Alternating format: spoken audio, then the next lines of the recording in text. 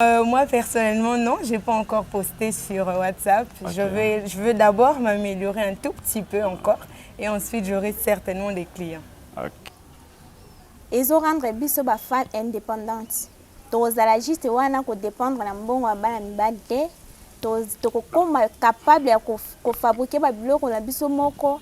En plus tokobanda kozwa pe moyen mbongo ya biso moko pona kosala basuki na biso kosomba ba téléphone mikoloka iPhone yezo reni ba ser na ngana dingi bino mingi boya ko apprendre métier biso moko toza capable ya kosomba ba iPhone na biso ande bozo mona na makambo ebele. Donc c'est un peu ça. To mélange ba matériel ebele tipo ebima sac ndeza bon. Alors tout comme moi, d'abord, apprendre ces métiers a été pour moi une passion. Très bien. Ça a d'abord commencé par ce goût d'apprendre, ce goût de créer avec mes propres mains. Alors à celles ou à ceux qui ont la passion, qui aiment le métier, qui aiment faire des choses avec leurs mains, je vous prie de venir, de vous inscrire à la formation qui se tiendra certainement prochainement. J'aime beaucoup la mode, hein? Tout ce qui concerne la mode et tout. Alors, j'avais eu à participer à ma formation Pekandenge Tozo Sala et tout. Alors, j'ai appris à faire tout ce que vous voyez là. Ok. Et voilà, Lelo Naebi Kosala Onyon son Naebi. Et puis, je me suis dit, bon, je ne peux pas garder tout ce que j'ai eu à apprendre chez les autres. Alors, j'ai voulu le partager avec les autres. Toza capable de kosomba ba kabelo ezate ke oteka nzoto na yo pona kosomba kabelo te oteka nzoto no po kosomba iPhone te yaka ko apprendre métier. Alors namona ki yango na WhatsApp. Très bien. Na WhatsApp. Alors tant que namoni affiche, j'ai écrit au numéro et directement je me suis adressée à la dame Régine Zandele nde ayebisaki nga quoi faire pour m'inscrire afin de participer à la formation. Mesdames et messieurs, bonjour. Bienvenue dans ce nouveau numéro. Tolobela Congo, votre émission préférée. Je crois que vous êtes habitués avec nous à la politique. Lelo, toye kokutana ba jeune fille oyo bazo contribuer na vision ya Mokonzi Mboka. Oyo bazo pesa baninga misala, oyo bazana makanisa bien. Baboy kosala kindumba po basomba iPhone. Baboy kosala n'importe quoi ndenge ba fille musu basalaka. Bango baponi musala ka ndenge bozomona na ba image ndenge bayaki formation esalemaki formation comme na suka remise à ba brevet tokosolana bango toyeba idée et puis makanisi oso bazwi yango wapi. Salut madame. Bonjour. Maman, comment on est? Comme on a Régine Zandele, naza fondatrice ya Africa Style Creation. Maman Régine, fondatrice ya African Style Creation. Idée ya ko fonder entreprise oyo ozwango wapi? Bon, d'abord, moi j'aime beaucoup la mode, hein? Tout ce qui concerne la mode et tout. Alors, j'avais eu à participer à ma formation Pekandenge Tozo Sala et tout. Alors, j'ai appris à faire tout ce que vous voyez là. Ok. Et voilà, Lelo Naebi Kosala Onyon son Naebi. Et puis, je me suis dit, bon, je ne peux pas garder tout ce que j'ai eu à apprendre chez les autres. Alors, j'ai voulu le partager avec les autres. Lelo toyaki pour la 3e édition il y a formation sur la customisation des accessoires en pagne. Mais au la 3e édition, on a eu à passer à la 1re et 2e édition. Et aujourd'hui, c'est la clôture de notre 3e édition. Donc c'est un peu ça. Voilà, Oyo Eza 3e édition. Babilo o bo fabricaron na ba produit ni ou bien na ba matériel ni bo utilisera pour na bo former ba biloko. Bon, pour nous réaliser ça des aboé, là on a vraiment besoin de beaucoup de matériel. Mais encore autant un peu sur AAT, mais seulement des besoins mon ça quoi pour commencer des abons, on a eu à utiliser le cuir. Hein, bah ma puta quand des besoins mon anana ma cambo belé. Donc c'est un peu ça. To mélanger ba matériel et belé tipo et bima sac des abons. Tout le belana en formation. À part ba sac, bilo msu nini bo créaka. Oui, tout ça la béventail, des beaux monawana, tout ça la agenda, boucle d'oreille, ma papa, sac à dos, bulle rébellion. Formation, ils aura combien de temps, combien de jours pour moi na aïe déjà qu'on fabriquer ça qui veut. Bon, pour nos formations, on a juste pendant 2 semaines. Donc pendant 2 semaines, si ozoya au sali formation aussi ici. Après 2 semaines, tu seras capable de réaliser tout ce que nous ici on réalise. Donc on a la sac à dos, la boucle d'oreille, agenda, sac à dos. Oui, tout ça là, sac à dos. Donc tout ce qui est accessoires en pagne. À part là, pour na ban na ba contacter yo, oyo na no bazu information OT, ba contacter yo, ça la ndeni pour bazwa yo, va s'intégrer dans la formation. Bon, tous on a page sur Facebook, Oeza Africa Style Creation. Beaucoup s'abonner pour bolandara biso, botala ba publication na biso et puis ba news na biso nyonso kuna. À part ça aussi, numéro na biso Eza 082 65 14 991. Donc 082 65 14 991. Une fois au bengi biso et là on a ba information pour na participer à l'information et bandeni ko participer et puis c'est un peu ça. Ndenge bosala basaki boye na marché ekota ndeni botekaka na ba boutique botekela bato ou bien bosala ndeni. Bon, nga plus na sala ba accessoires nanga ezala plus par commande. Très bien. Donc une fois au contacter nga au passer commande na yo et puis là je vais réaliser tes accessoires na ke ko livrer après 48 heures. Après 48 heures. Donc à part ça aussi tu participes à la exposition. Donc, tu as réalisé des accessoires na biso et après, tu as exposé. S'il y aura des invités et tout, des personnes intéressées, peuvent acheter et puis passer la commande même après. Donc, ça là bon. Message na yo na batu nyonso bazolanda biso, message na yo na bana basi. Oyo bazana na bandako bazoye kola musala te, message na yo na bana poto nyonso o bazolanda biso. Ah, moi je peux juste dire à toutes les femmes et que bon, toute femme est vraiment unique. Alors, cherchons à être indépendantes et autonomes. Parce que ces femmes-là, indépendantes et autonomes, et ils n'ont pas besoin du sexe pour avancer ou s'en sortir et tout. Donc, so yebi musala maboko, yebi ko pratiquer, ko développer, OTK et tout et tout. Donc, ozang ambon ote et tindo sala mabete. Et puis, voilà. Moi, je les encourage. C'est ngabaya. To développer, to ebi muke to partager et puis voilà. Critères nini salara o critères ya bana o bakoya ko intégrer groupe na yo ou bien ozwaka bana ba âge nini mikolo bana mike fa. Biso to poni mona te to boy mona te au fait mukolo te moi si ou comment non to salara ba choix te par rapport ya ba participant na biso.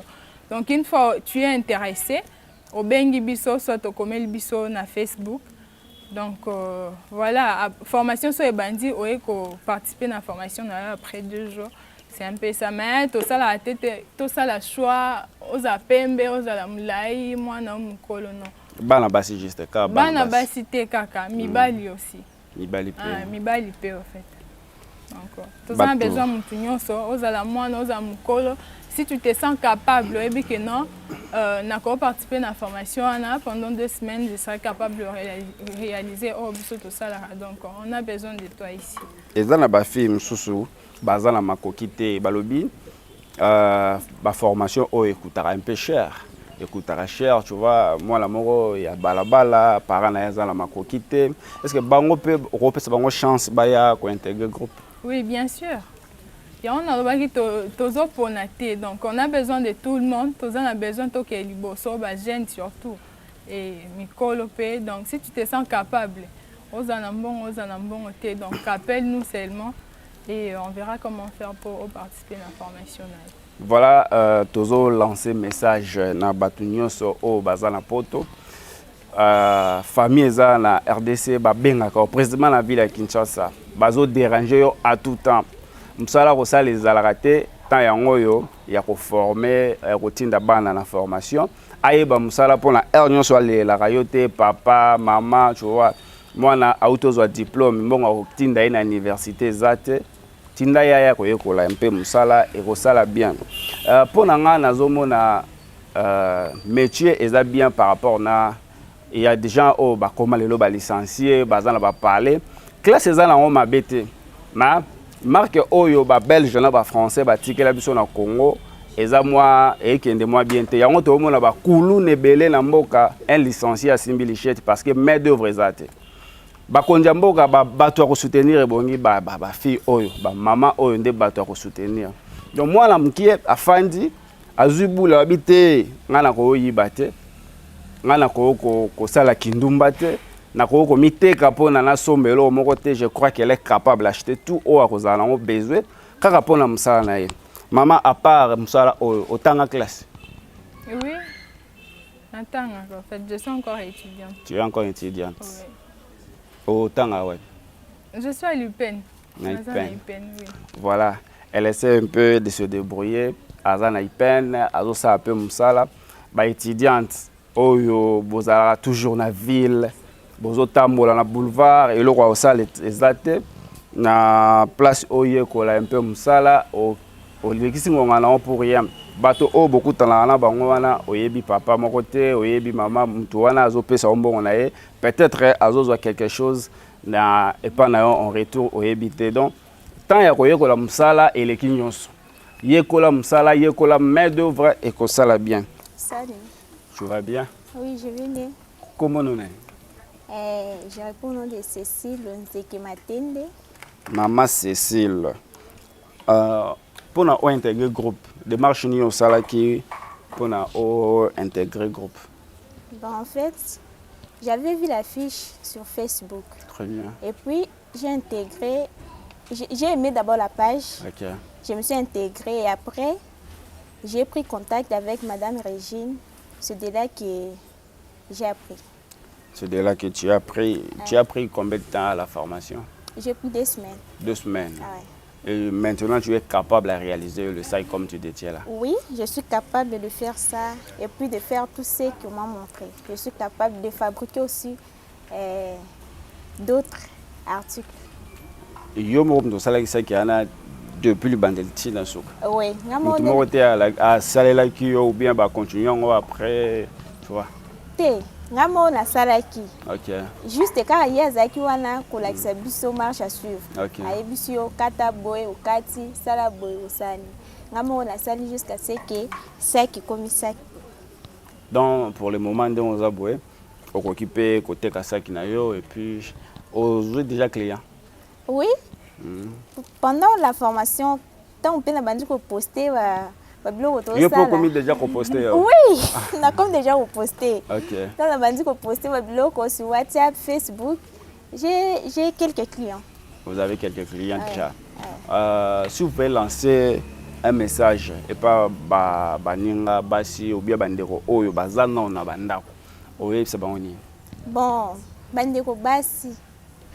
Nazo benga bino boya ko apprendre ko sala ba métier. Métier d'abord eza bien. Ezo rendre biso ba femme indépendante. Tozala juste wana ko dépendre na mbongo bana mibali te.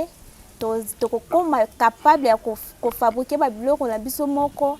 En plus toko banda ko zwa pe moyen mbongo ya biso moko pona ko sala ba suki na biso ko somba ba téléphone mikolo ka iPhone yezo reni ba ser na ngana dingi bino mingi boya ko apprendre métier biso moko toza capable ko somba ba iPhone na biso toza capable ko somba ba kabelo ezate ke oteka nzoto na yo pona ko somba kabelo te oteka nzoto no po somba iPhone te yaka ko apprendre métier ezate ke ponika ba couturière te oza la couturière ndo oye ba ko sa sakte même si oza na domaine mususu oye o apprendre okoye ba ko simba ciseaux kati pe o confectionner sac en plus ba babouche ba inventaire ezawana osali. OK. Je salue d'abord mon père, Révérend Lonzeke, je t'aime beaucoup papa. Et puis mes frères, en plus ma sœur, ma petite sœur Pauline, je vous salue. Ade maman. Beauté papa. Maman, comment nous sommes? Je m'appelle Ruth Kapinga Kantou. Ritika Pinga Kanto. Le message, il y a African Style et Kutaki Wapi. Alors, namonaki yango na WhatsApp. Très bien. Na WhatsApp. Alors, tant que namoni affiche, j'ai écrit au numéro et directement je me suis adressée à la dame Régine Zandele, Nde ayebisaki nga quoi faire pour m'inscrire afin de participer à la formation. Et quand tu as participé à la formation, tu as trouvé des amis. Comment était l'ambiance dans la salle? En tout cas, très bonne. Je m'étais sentie presque chez moi. On était vraiment comme une famille, comme si je les connaissais déjà. C'était vraiment, vraiment amusant. Est-ce que ce serait que c'est vous-même qui a réalisé ce sacrifice? Oui, c'est très sérieux, c'est pas de la blague. On a vraiment fait ça nous-mêmes. S'il faut lancer le message aux amis qui sont encore à la maison, vous direz quoi? Alors, tout comme moi, d'abord, apprendre ces métiers a été pour moi une passion. Très bien. Ça a d'abord commencé par ce goût d'apprendre, ce goût de créer avec mes propres mains. Alors, à celles ou à ceux qui ont la passion, qui aiment le métier, qui aiment faire des choses avec leurs mains, je vous prie de venir, de vous inscrire à la formation qui se tiendra certainement prochainement et vous serez surpris de vos réalisations en tout cas. Vous avez déjà des clients en fait? Bon, moi personnellement non, je n'ai pas encore posté sur WhatsApp. Okay. Je veux d'abord m'améliorer un tout petit peu encore et ensuite j'aurai certainement des clients. Bon, tu as des participantes qui participent un peu à la formation. C'est du sérieux, bana ba okoma bango moko ba autonome et puis bazo réaliser biloko bomona wa na ba brevet oyo aza capable ya okende ya salisi pe entreprise na ye. Donc tozo senga na ba parents, tozo senga na bandeko nyonso oyo azo trouver difficulté ya ko trouver musala. Musala ezala te ofandika ba bengi yo bioke osali CV yo moko okope ko créer emploi lokwa Mama Régine. Ofandi obite ndenge naza boye na milukela musala na milukela na yeba kosomba un peu quelque chose lipa na tongo ba para pe so botindi bana na bino ekolongola bino charge lobi bokoma mikolo lobi bana pe ba okoma kozwa bino en charge. Je vous conseillerais ya ko apprendre ba main d'œuvre eza bien ba para botinda bana ba yekola misala maboko yango nde lobi ekotonga mboka. Ce que tu as lié à pays net, Chine, main d'œuvre comme ça et comme si on est parmi les plus riches du monde. Donc, bambo est belé, tout ça en abino. Bo ben en numéro est affiché, on a intégré facilement le groupe et puis boko oroye bako ça musala okokoma autonome net baninga. Bango suko $20, $100 et ça est. Merci à John le patron, joyeux anniversaire à toi. Ma prière est que Nzambe alongola anembula moko pa baninga obotama na bango abakisela yo oumela encore lokola motema mabe na kati ya ba congolais. Merci à vous tous obopona tolobela Congo net point de référence na bino obozela chaque jour. Merci à Rodrigue Lema Régine. Formation tout le monde net au sali sili donc tosuki a.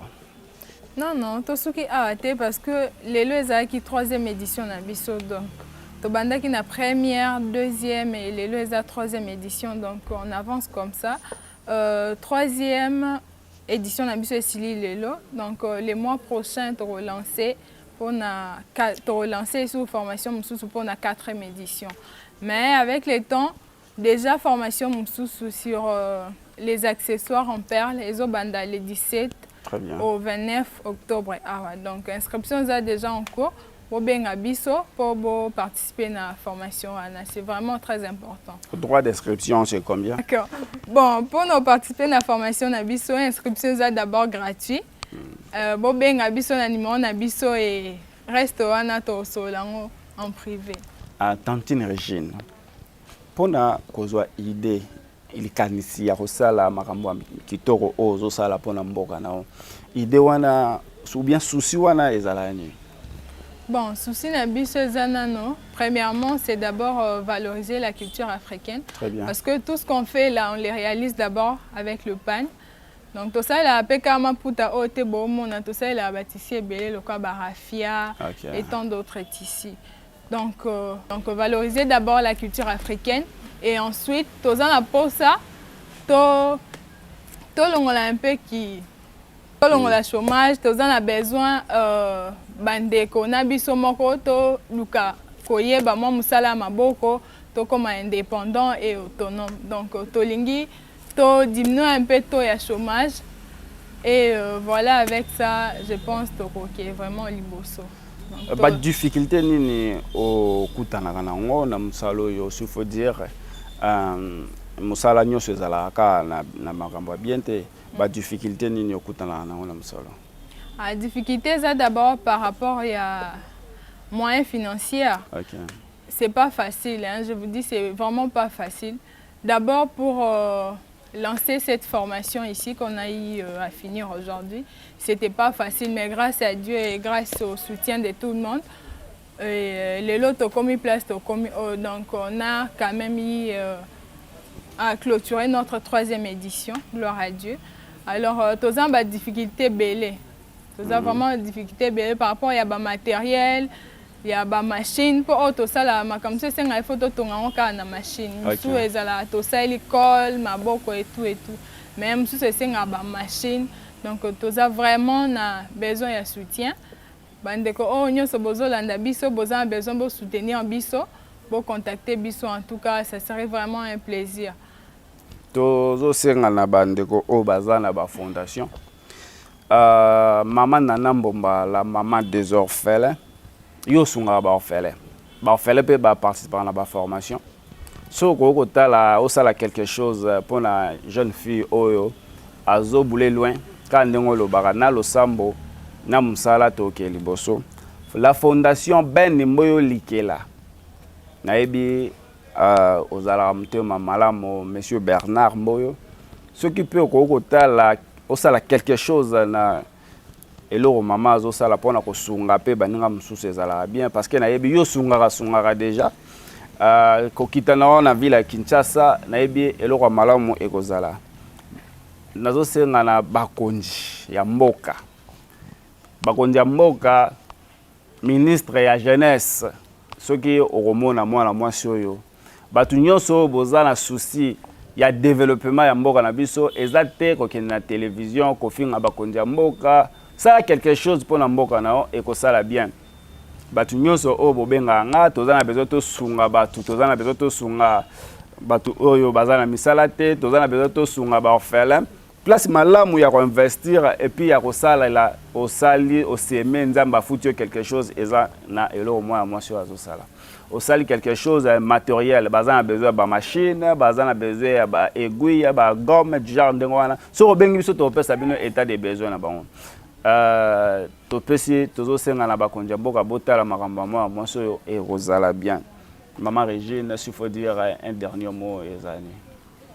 Bon, dernier mot nangeza juste toza vraiment na besoin ya moyens financiers en tout cas. Bon luka ko benga biso pona ba o bozana posa ko sunga et voilà, toza vraiment na besoin ba matériel pour toi avancer na o tozo sala. Olobaki formation sous rosa bientôt là. Oui, formation sous ces banda le 17 au 29 octobre. Donc formation na biso za juste pendant 2 semaines. Pendant 2 semaines. Oui. Pendant 2 semaines akaka yo moko komi sombela iPhone. Eze sengote donc faut repérer ça merci na maman o. Donc on peut télémela neti maman na lobaki ya ki formation ka pour télémela mibali. Au PC là bien, au PC était kene na azane libre a olukane a osana o ya yebi pour musana e ke liboso. Donc pour na bato o bazana besoin ba s'inscrire na formation o ezoya démarche ni ba ko sala. Bon pour na bato o bazana besoin ba participer na édition na biso o ezo banda le 17. Donc bo benga biso ka na numéro na biso 082 65 14 991 082 65 14 991. Donc, vous contactez Bisso et puis tout le monde a tout ça là pour. Quelques mots et puis bah remerciements à bateau bah soutenir qui au poids tout cabana. Ok, en tout cas, je dis un grand merci à mon Dieu et aussi à toute la famille Zandele. Donc, je vous aime beaucoup ma famille Merci pour notre soutien, merci pour notre salle. En tout cas, ça me va vraiment droit au cœur. Merci beaucoup. Merci, mesdames et messieurs, ça a fini pour aujourd'hui. Je pourrais dire bon voyage et bon retour dans ma belle à Bangkok. Monsieur Joseph Lokondo Bayo Konaebi, kuna déjà makamnyo seza ya ko bongama kala mingi te to kitala mboka na yo pona to lancer bourse Henri Thomas Lokondo oeza lancé na province ya Équateur président la ville Mbandaka bazora 10 lauréats. 10 lauréats oyo bako participer na concours soko gagner au bazu en charge na université ya Ophélie. Merci à toute l'équipe de Lobela Congo, merci à Rodrigue Ilema, John le patron Baomuto Bazala qui derrière caméra. Merci Nabino Nyonso Tokutani, à la prochaine.